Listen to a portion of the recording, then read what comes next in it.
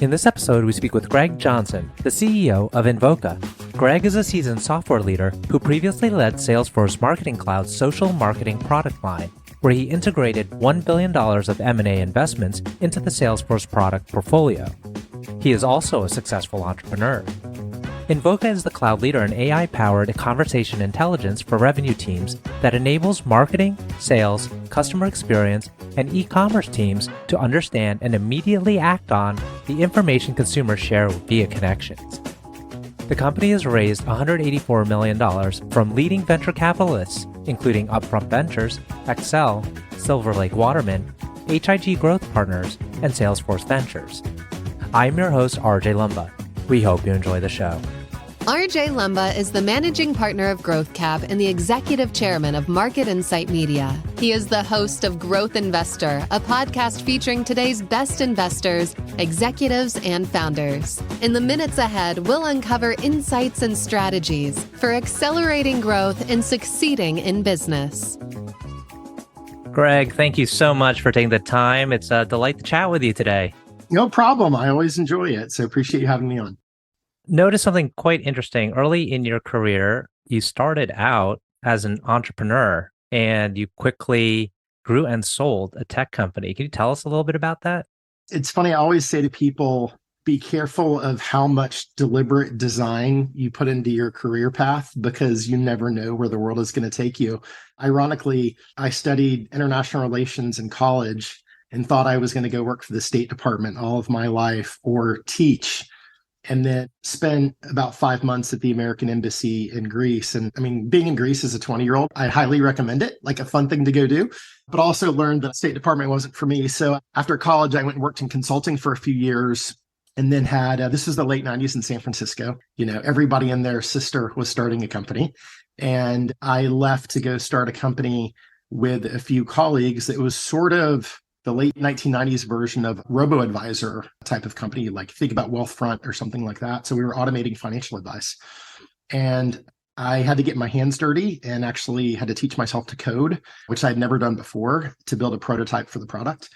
And just sort of fell in love with software from there and have really worked in software in one form or another ever since. So a little bit of a bouncing ball that you don't quite intend to go exactly the way that it goes. And you sort of stay loose and go with where life takes you and hopefully find things that you're passionate about and you enjoy.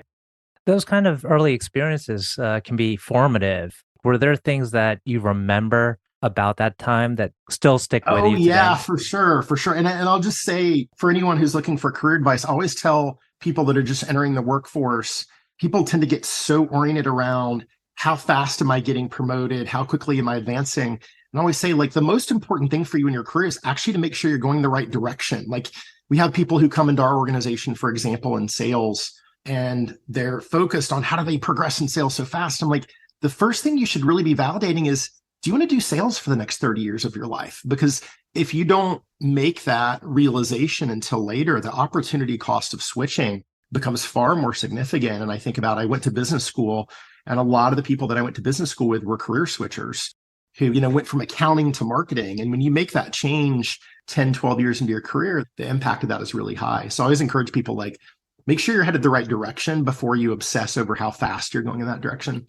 But no, I'd say for me, the moment that I really fell in love with software was sort of that eureka moment of learning to code and then building something and like hitting a button and just seeing a piece of software do its work without you doing anything. And that source of tangibility and creating something that is going to exist and function without you, for me, was just a really, really neat experience. Again, an experience that many other people in Silicon Valley probably would have had in their educational process, taking an engineering or computer science class, but I hadn't had the good fortune of doing that. So that was definitely the moment that I was hooked.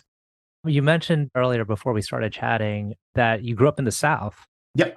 So you have a really interesting background, grew up in the South, and then you went out to California for college. And I'm sure there was some influence with Silicon Valley. Yeah. You want to talk about, again, the bouncing ball and things that just happened by accident. I was looking at going to schools in the South. I didn't really look at the Northeast. It's too cold. And I'd never been to California before. So I sort of on a whim applied to school in California and came out to visit in the spring of my senior year of high school. I'd never been to California before. And I remember I came out on a Thursday and I called my parents on either Saturday or Sunday, basically said, I'm not staying home to go to school. It was like, I have reached the promised land. And I just felt like sort of the mentality, the people that I met, the way of thinking, even in that short time was very, very different. And so that was not something I dreamed of as a high schooler. It wasn't something I was anticipating. It just sort of happened to me.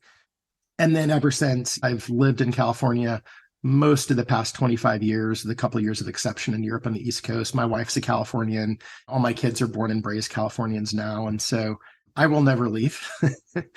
But yet again, sort of one of those things of learning to adapt and go with the flow and find the things that you love and you're passionate about and really be able to lean into them. So a little bit midway through your career, you start with Salesforce and have a very long, successful stint there. Everyone knows about Salesforce and Mark Benioff. What do you think it is that makes that place so special? So first, for context, I joined in 2007 and the company was about 1,500 people.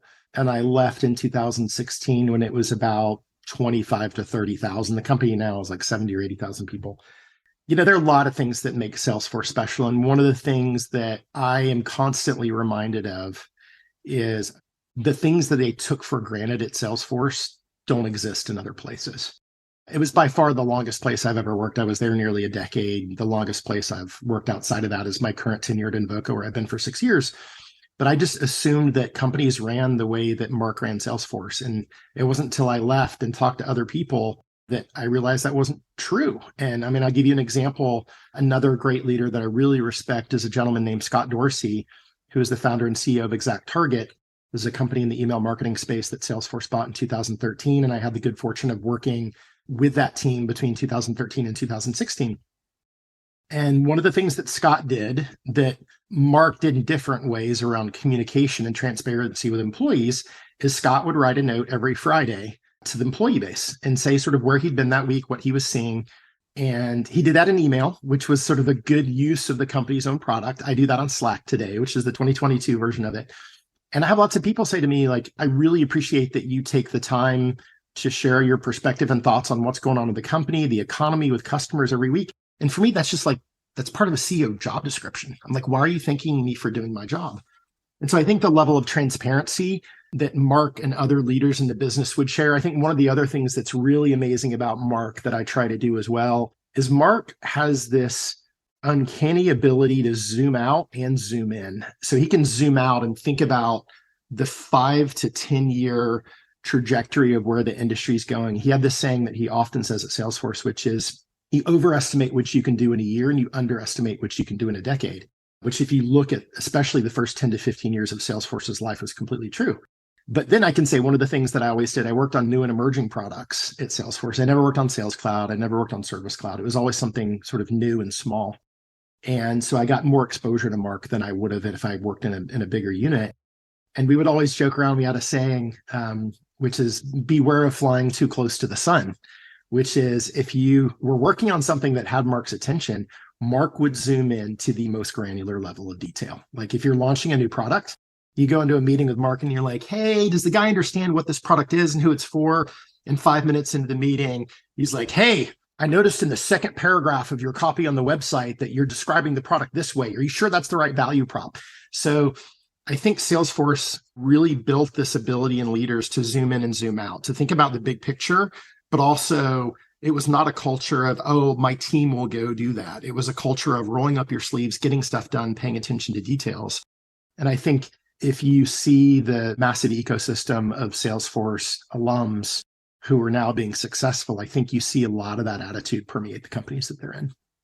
So do you think it is that transparency and just consistent communication that enables a company to scale that quickly with that many people? For sure. And I would say one of my biggest learnings of being a CEO over the past 6 years is I spend a lot of time on communication. It's something that I put a lot of thought of attention to. I think I'm pretty good at. And yet, despite being relatively good at it, and despite putting a lot of time and attention to it, I consistently find that my efforts to drive communication and clarity to the company of only 400, 450 people still fall short. And I think that's certainly exacerbated by the world that we live in today, where our company now, like, for example, when I joined the company, we had 70 or 80% of our employees in one location. Today, we have one office. We have less than 10% of employees that are even in theory in that office. They're not even in that office day to day. We're an entirely remote company today. And so I think providing clarity in communication and what goals you're trying to do is crucially important. Salesforce was really good at that. They had a process called the V2 MOM, which you can read about. It's a way of articulating what are the company's priorities and really trying to drive that down in the organization. At Invoca, we have done something similar to that, but sort of created our own variant or flavor of it. And if you talk to any Salesforce alum, they have tended to do that in those companies because that way of communicating, what is the company trying to achieve? And then what can you as an individual team or an individual employee, how can you contribute to that goal? I think that was one of the ways that Salesforce uncorked a lot of creativity, a lot of motivation, a lot of great ideas. And I think that's one of the reasons they've been very successful in terms of what they've done. And has the culture and feel of Invoca changed due to this shift towards a more hybrid or remote model?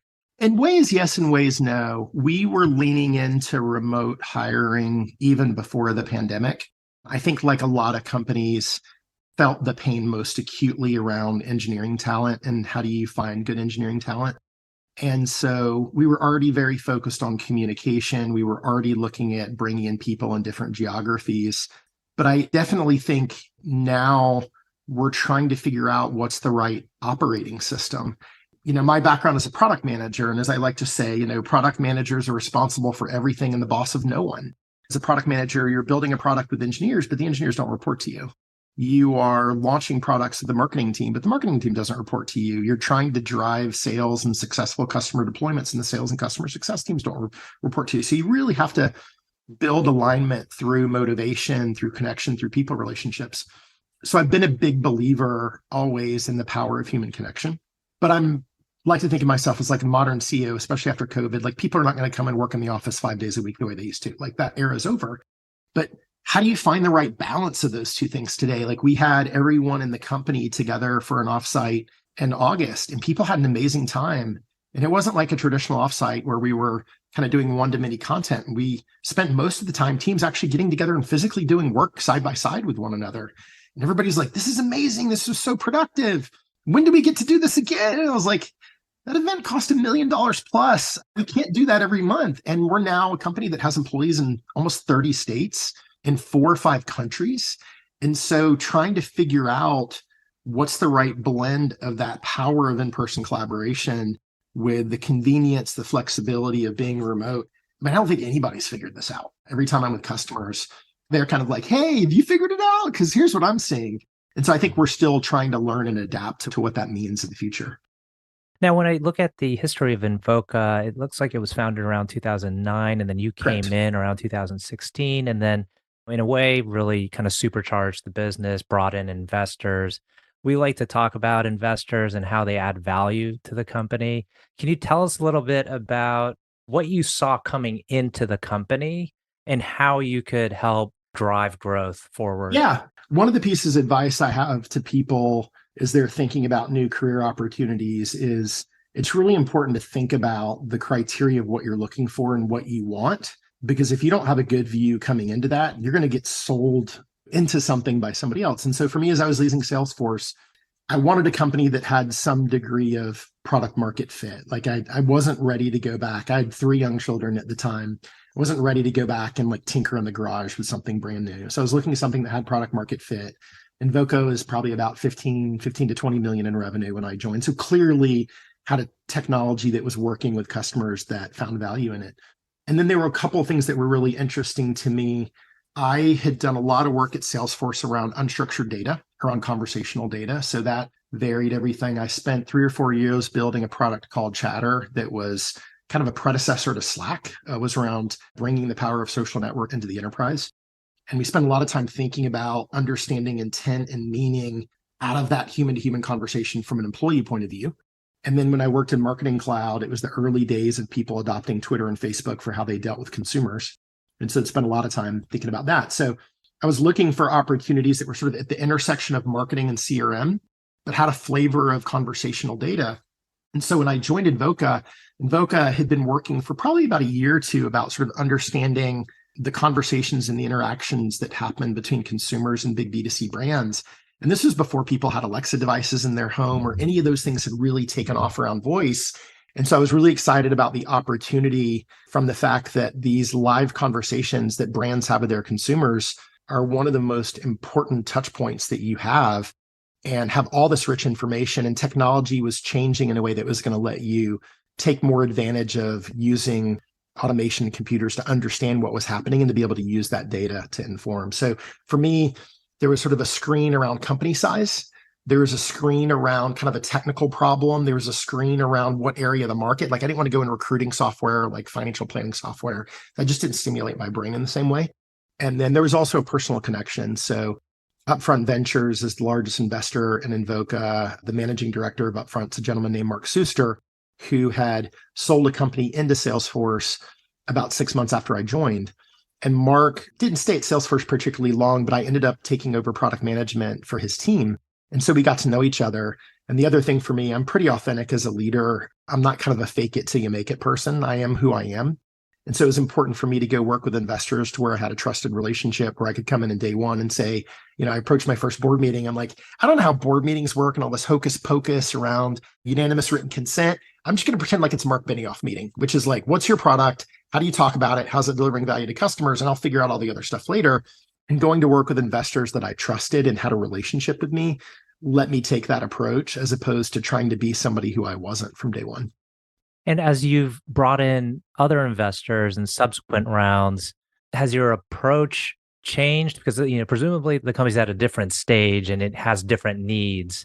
So how have you evaluated the appropriate investor for that time in the company's life? I think I say when I talk to entrepreneurs who are, I call it doing God's work. I'll talk to entrepreneurs who are, doing seed rounds, A rounds, B rounds. They're like, I can't believe you run $100 million revenue company. My reaction is, I can't believe you're starting a company from scratch. So it's a mutual admiration society. But I say to them, go talk to the right people, do everything you can to get the best valuation. But at the end of the day, what you really need to do is look yourself in the mirror and say, these are people I'm going to be working with for the next decade. And being an entrepreneur or a CEO is an emotional roller coaster of a job. And these are going to be the people that are with me at the highest highs and the lowest lows. And so I think understanding who you're going to be working with is critically important. I'll give you an example. We raised an $80 million plus round in June of this year.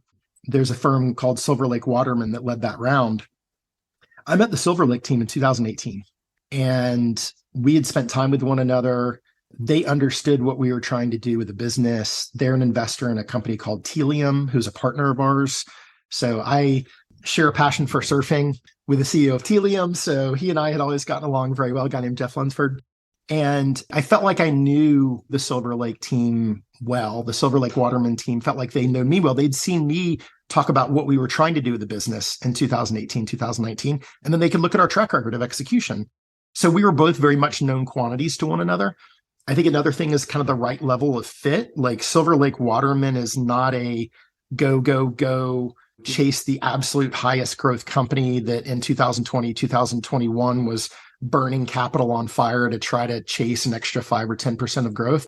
They're sort of a pragmatic, moderate, grounded, be smart about how you deploy your capital, go drive the most growth you can, but don't go crazy. That sort of fits our management style. And so for us, going through that process of getting to know each other over 2.5, 3 years gave them a lot of confidence in investing in the company and the leadership team, and gave us a lot of confidence that the way that we were going to run the company, the Silver Lake Waterman team will challenge us with the rest of our investors, but they're not going to try to contort us to doing something and being something that we're not. And I think finding that fit is really important, because especially if you haven't been through fundraising before, you're like, oh, I get a 10% higher valuation with these people. I'm like, you better be really comfortable that you're going to be on the roller coaster with these folks, and the highest highs and the lowest lows. Those lows are going to be really challenging. And so making sure that you've got somebody that you're ready to work with for a decade or more is really important. Well, you work with a whole set of investors. Is there anything that has surprised you to the positive, during this journey about how an investor was able to help the business? I think you learn that different investors have different strengths, and hopefully they realize those strengths and those lean into those strengths. So I'll give you a view on some folks on our board. So Mark, for example, from Upfront, is just an amazing marketer and can think about marketing and the brand in a way that's very different from anybody else. he also has a tremendous network. And so when we go into fundraising mode, or we did our first acquisition a year and a half ago, like strategic transactions, Mark is incredibly helpful, incredibly helpful. We have another independent director named Brett Queener, who is actually an ex-Salesforce exec. And Brett has the longest operating history of anybody on our board. So when we're going through the budget and we're looking at all the different ratios of how much are we spending on sales and marketing or R&D, or we're looking at various operational components, you can sort of see the whole boardroom look at Brett and be like, Brett, what's your take on this? They know that's his sweet spot. Even Choi from Accel is a great mind around technology, and specifically marketing technology, is super helpful with me thinking about product strategy, thinking about like benchmarking. I think about Scott Hilbo from H.I.G, great quantitatively and looking at the business the way an investor will look. So I think what you learn is that different investors bring different things to the table. And then how do you lean into those things and get the most out of them? And then hopefully they'll also be aware of where their strengths are and what their limitations are, so that the person is a financial whiz isn't the one who's sitting there telling you like, you really need to think about your PR strategy like XYZ, when they haven't actually really done stuff with PR before. And I think most investors are pretty self-aware and they understand what they bring to the table. And then when they don't have that knowledge or expertise themselves, they're really happy to go help you find that, within their networks. Well, we're coming up on time. This has been a great conversation. I'd like to end with one last question. I think it's super interesting that you started out with a degree in international relations. What causes are you most dedicated to? I think for me, education is a big thing. Like, as I think about my career and where I ultimately want to go, I've warned my spouse that I will never quit working.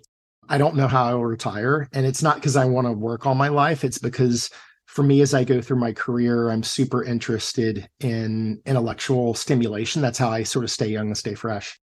And I have kind of an interesting family background. My mother's actually English. My grandfather was in the Royal Navy, and my mom traveled around a bunch when she was growing up. She lived in Japan. She lived in New Zealand. That's how she ended up in the States, as my grandfather was stationed in DC. My dad, on the other hand, came from South Alabama, very poor community, went to college, educated himself, fought in Vietnam, came back, went into engineering, ended up starting his own company. So I'm a huge believer in kind of the power of education and just connecting people and helping people. So it's why, like with entrepreneurs, if they get connected to me to do a reference call for one of our investors, I'm like, call me anytime. Like, I'm happy to help. I'm a huge believer, like, and this is what's great about Silicon Valley, like knowledge is power. And so I think for me, one of the things that I want to come back to in my future is education and finding ways to help the next generation. And then I also think getting exposed to the next generation kind of helps keep you young and fresh and on your toes.